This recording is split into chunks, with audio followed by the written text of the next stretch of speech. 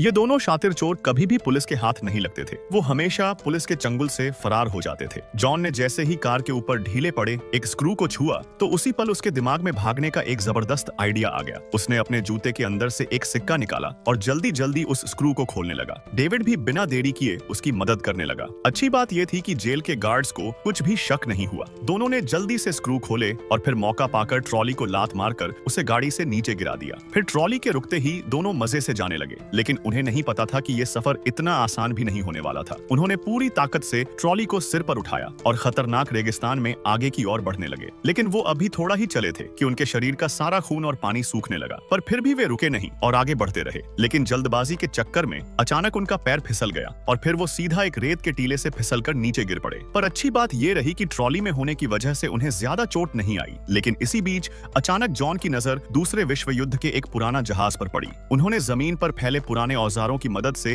अपनी हथकड़ी खोल ली और फिर उसी विमान के पुर्जों से एक रेगिस्तानी नौका बना ली। हवा के जोर से वो 300 किलोमीटर प्रति घंटे की रफ्तार से रेगिस्तान में भागने लगे। लेकिन तभी जेल के अधिकारियों को उनकी भागने की खबर लग गई, जिसके बाद वे सारे एक बड़ी सेना और हेलीकॉप्टर लेकर उनका पीछा करने लगा। पर फिर अचानक से वे लोग एक और गड्ढे में गिर गए। जब उन्होंने वहां बारीकी से देखा तो पाया कि वो अब एक पुराने समुद्री जहाज में आ गए थे। यहाँ उनके पास बहुत से पुराने हथियार थे। जॉन ने जल्दी से एक पुरानी तोप को घसीटकर बाहर निकाला और फिर जैसे ही हेलीकॉप्टर उनके पास आया तो जॉन ने निशाना साधा और फायर कर दिया, जिसके बाद गोला सीधा हेलीकॉप्टर से टकरा गया। लेकिन वो गोला इतना पुराना था कि फटा ही नहीं। कैप्टन ने ये देखकर राहत की सांस ली, लेकिन उसे नहीं पता था कि वो गोला अभी भी जल ही रहा था। जैसे ही कैप्टन ने दोबारा देखा तो गोला अब फटने वाला था, पर कैप्टन सीट बेल्ट की वजह से वहीं पर फंसा रह गया और मारा गया। अब इधर गार्ड्स के पास भी कोई उम्मीद नहीं बची थी, इसलिए उन्होंने भी हथियार डाल दिए और इस तरह वो दोनों कैदी एक बार फिर आजाद हो गए।